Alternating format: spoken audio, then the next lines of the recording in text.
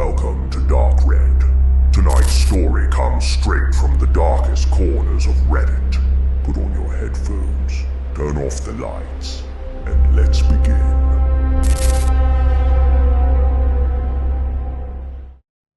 I don't know what I'm doing posting this to a damn internet forum, but I need to get it out somehow. Maybe writing it all down and posting it online will help. I doubt it, but it's worth a shot. Here goes nothing. My name's Daniel Mathis. I used to be a detective, but I retired 2 months back. Well, maybe retired isn't the right word.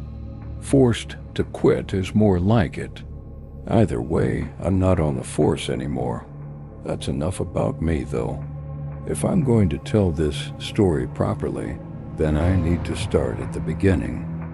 The very beginning. It started 20 years ago. A child went missing. A little boy, only 10 years old. His name was Johnny. I'd worked on a few missing person cases before, but this one was different. Johnny was walking back from school with some of his friends. It was getting dark, so he decided to take a shortcut through the woods. His friends were too scared to follow, so Johnny went alone. Needless to say, he never made it home. His parents reported him missing a few hours later. We searched the area for days. We questioned every sex offender in a 15-mile radius. Hell, we combed through every inch of that damn forest, but we never found him. Whoever took Johnny was smart about how they did it. They knew how to cover their tracks. It was almost like the kid vanished into thin air. Flash forward a month to mid-January, and I'm knocking on his parents' front door. It was snowing that day. I remember Paul, the kid's father, answered the door. He looked tired, as if he hadn't slept in weeks. Despite this, he still made an effort to be polite. He gave me a weary smile and shook my hand. Detective Mathis, come in. My wife's in the living room. His wife, Erin, was sitting with her back to me, staring at the TV. On the screen was a recording of Johnny, taken a couple months before he disappeared. It was grainy and blurry, the way home videos are. He had bright orange hair, freckles, and green eyes, just like his mother. In the video, he was dressed in a puffy jacket and playing around in a pile of leaves. It must have been taken in their front yard. Mommy, watch this. He yelled, getting a running start before leaping head first into the pile of leaves. He burst out a few seconds later, stray foliage clinging to his hair. Wow, sweetie. Erin's voice said from behind the camera. Johnny flashed a beaming smile, showing off the gap between his front teeth before preparing to jump into the leaves once again. I stood in the doorway to the living room, watching the video unfold. Once it reached its end, Erin started it from the beginning. It was only a few seconds long. She gazed into the TV, rubbing her necklace with her thumb, silently whispering along. Dear, Detective Mathis is here. Erin looked over and paused the video. Please, take a seat. Both he and Erin sat on the couch across from me, his hand holding hers as I started to speak. Mr. and Mrs. McLean. I'm sorry, but I'm afraid that it is not good news. We have to call off the search for Johnny. Erin broke down immediately, sobbing into her hands. Paul squeezed his eyes shut, trying to stop himself from doing the same. To be honest, I felt like crying as well. I fought to keep it going for as long as I possibly could.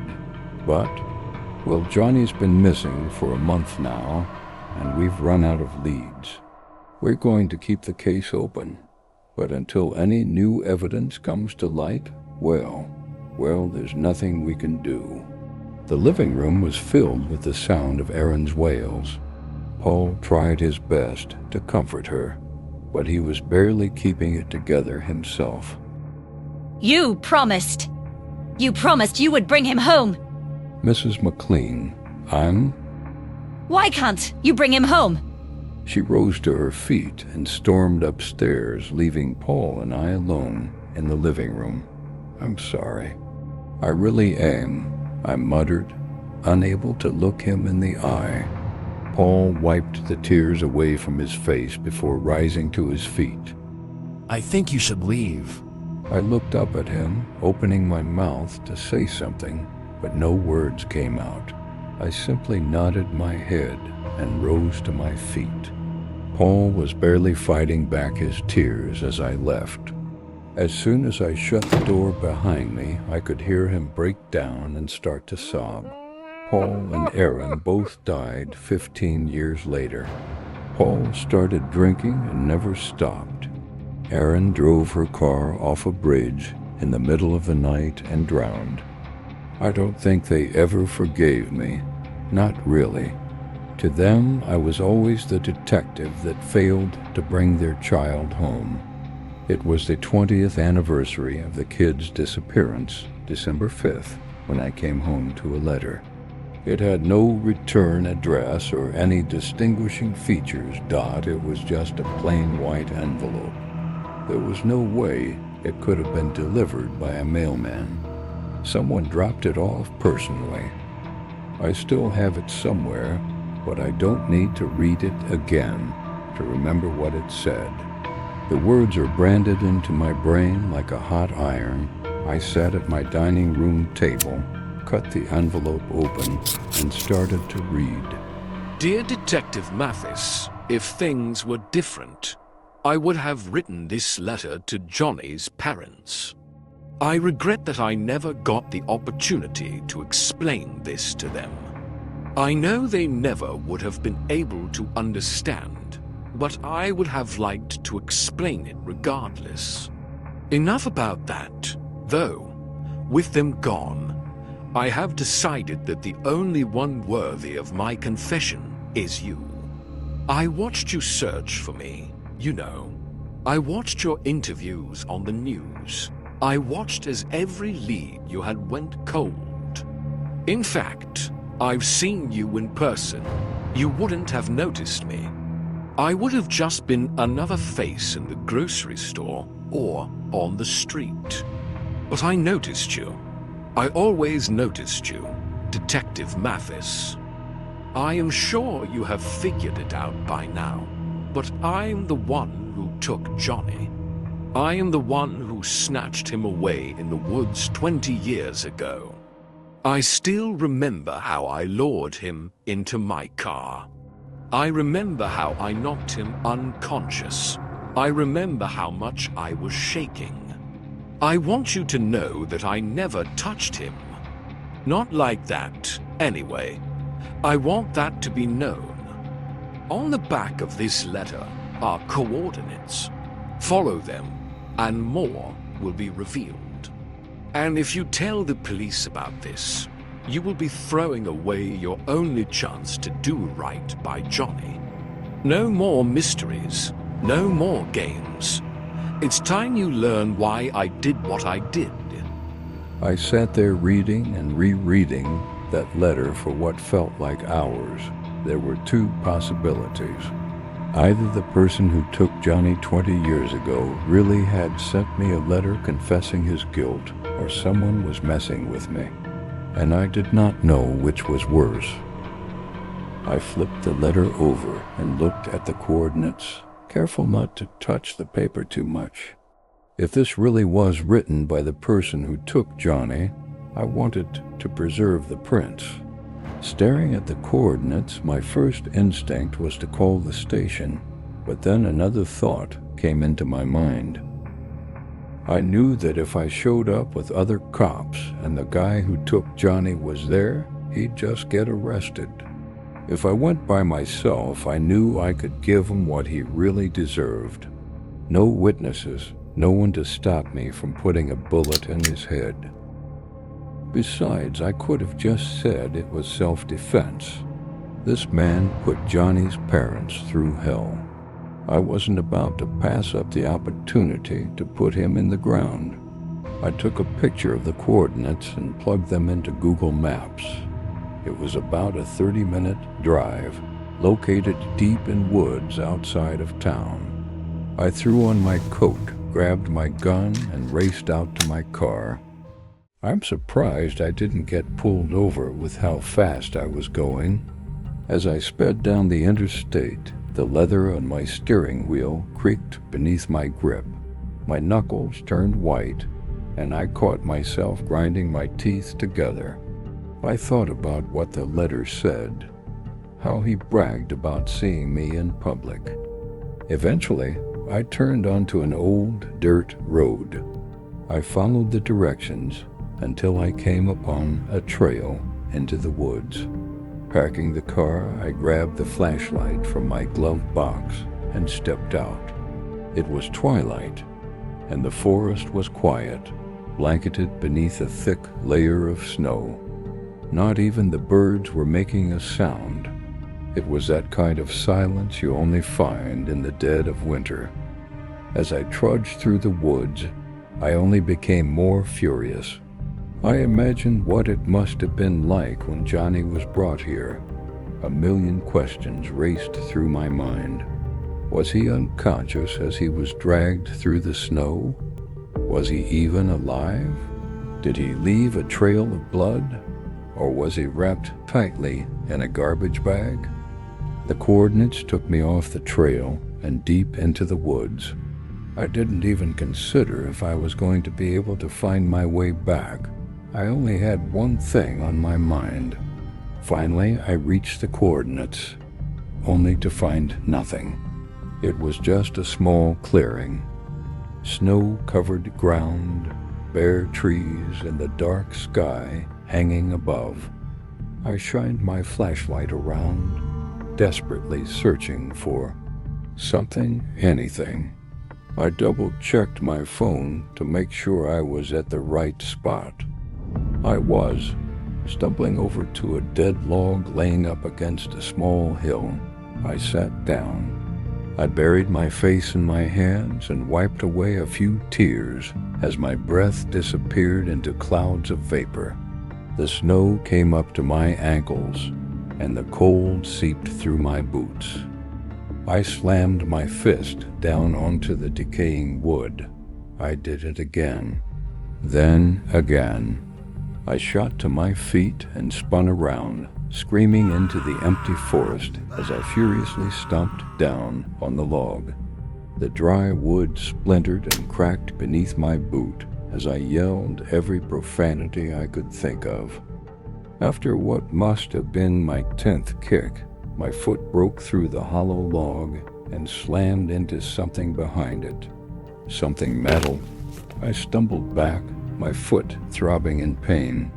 Shining my light through the newly formed hole in the log, I saw a rusted metal surface hiding beneath it. I frantically rolled the log aside, the wood breaking apart as I revealed what was underneath. Brushing the snow aside, I realized that what I was staring at was the entrance to a bunker. Leaving a trail of snow and mud behind me, I reached the bottom of the stairs and shined my light down the hallway. At the end of the hall was a large metal door. My own breath was deafening as I approached. Against the wall next to the door was a dial. Holding my flashlight in the crook of my neck, I turned it.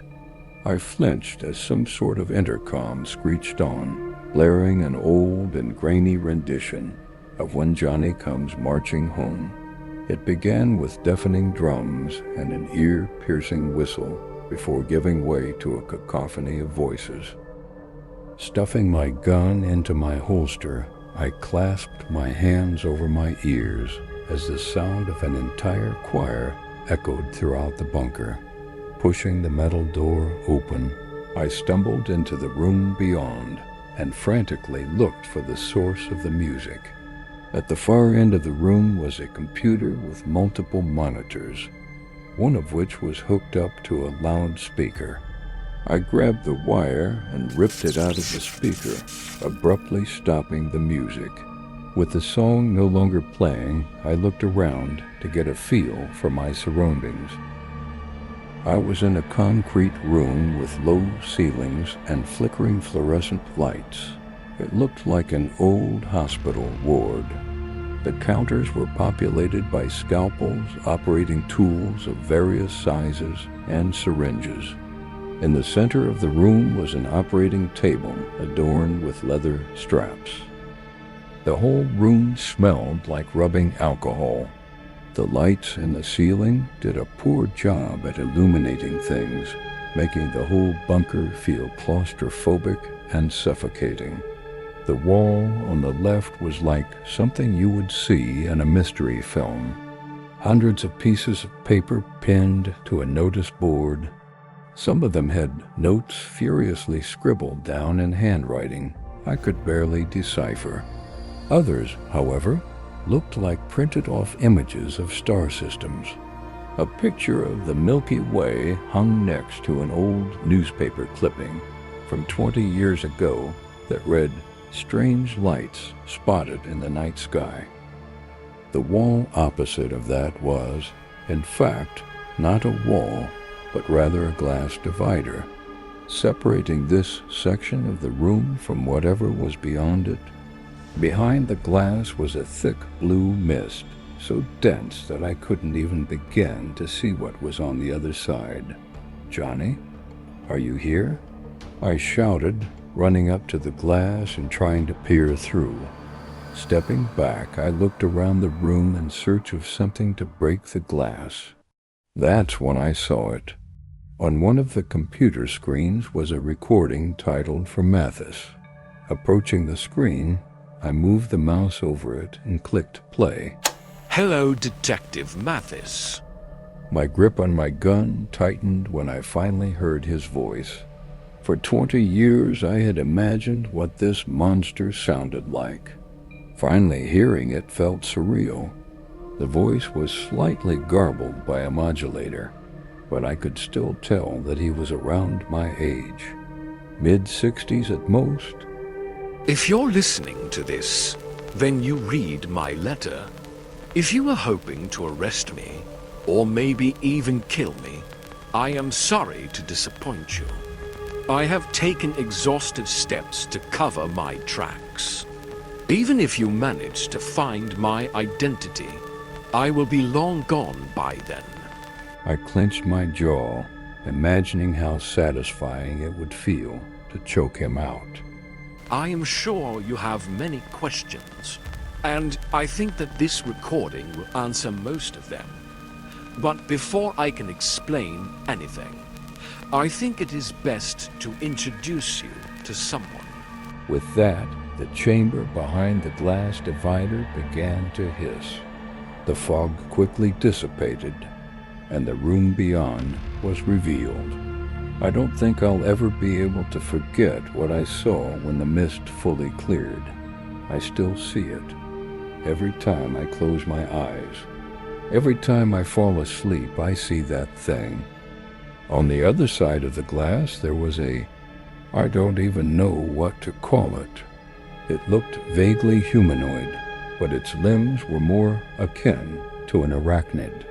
Countless fingers with numerous joints sprawled forth from its palms like a spider web. Its skin was brown and covered in a thick layer of slime that dripped down onto the floor.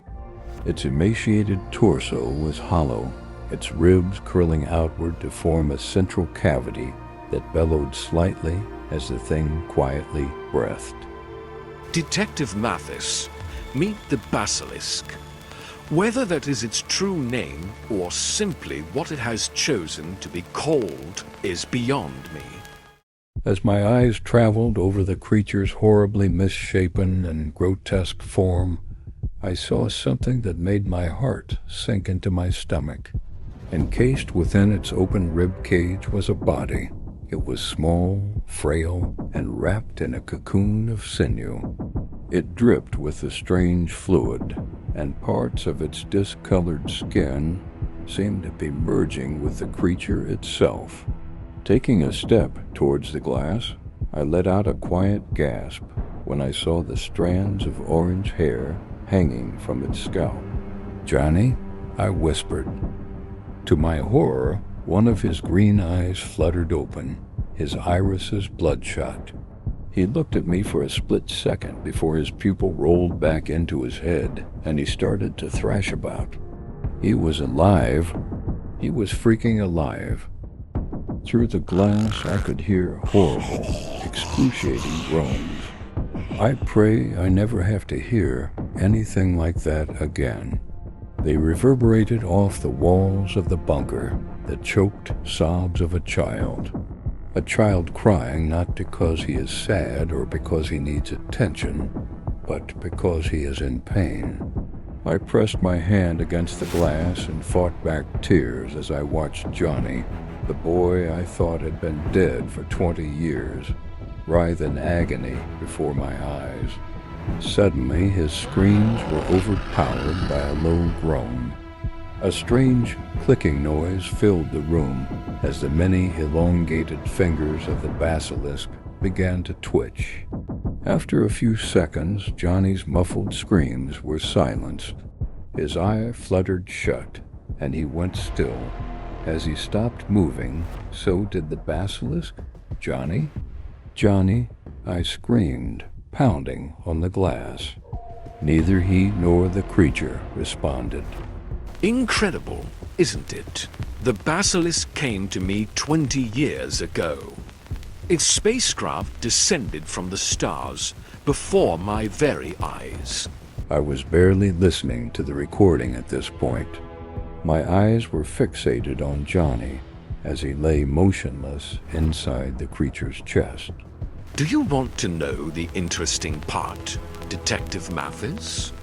When it came to me, I was a dying man. Brain cancer. Stage 4. Inoperable. The basilisk cured me. I should have died years ago, but it halted my tumor in its tracks. I began to look around the room, searching for some way into the chamber, but I found nothing. Johnny was completely sealed off. Can you see it? The fluid that it is secreting? In that fluid lies the cure to cancer. Can you imagine a world where we do not have to fear such a horrid fate? The enzymes in that fluid were the key. I knew that if I could isolate them, learn how to replicate it, I could make cancer a thing of the past. And the basilisk was willing to help me. The voice paused for a second, and I could hear the man let out a sigh. Except it needed something from me. It wanted a child. I've replayed that part in my head more times than I care to admit. It never fails to make me sick. The basilisk is a creature of the abstract. It feeds off futures that never were. And there is no one who has more potential or imagination for the future as a child. Johnny is alive in there. The basilisk is keeping him alive, keeping his psyche trapped in the body of a child, dreaming of the future he never had. I know your first instinct would probably be to try and pull him out, but that won't save him. The basilisk has been feeding off of Johnny for 20 years. They are merged in body and mind. If you separate them, they both will die. I started to cry. I stumbled back and leaned against the operating table, unable to peel my eyes away from the glass. The voice sighed deeply. I know you think I am a monster, Detective Mathis, but I stand by what I've done. Do you know why? He sounded so arrogant, so damn smug. Because I figured out how to replicate the enzymes. In a few years, I will have a cure to every type of cancer there is. Do you know how many children die of cancer every year? Nearly 100,000. Nearly 2 million children have died in agony since I first took Johnny. Since I gave him to the basilisk, I had to do this. I have a duty to save as many as I can. And the basilisk never would have helped me if I hadn't given it a child. I sacrificed one so I could save millions. No matter how hard I tried, I could not look away from the display on the other side of the glass for more than a few seconds. The otherworldly, incomprehensibly twisted form of the basilisk, Johnny's nearly unrecognizable body trapped within. If I had gone to the government, they would have locked it away beneath the Pentagon. They would have tortured it, and if they ever realized the good it could do, they would have only given it to the rich. The 1% of the 1%, the corrupt, the greedy, and the perverted. I could hear the anger and bitterness in his voice. I'm going to give this cure to everyone, not just the wealthy. Soon, cancer will be a distant memory. Johnny has made a necessary sacrifice.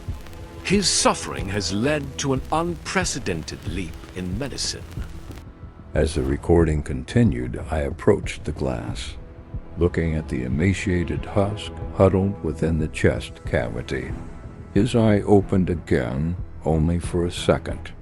It looked around the room, seeming to follow the web of fingers clinging to the ceiling.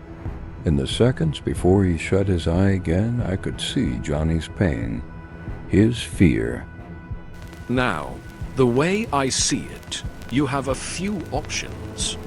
You could call your precinct, but that would be foolish. If you show them the basilisk, the CIA won't be far behind. If they don't kill you, they will brainwash you into never speaking of this again. They will take both the basilisk and Johnny away for study.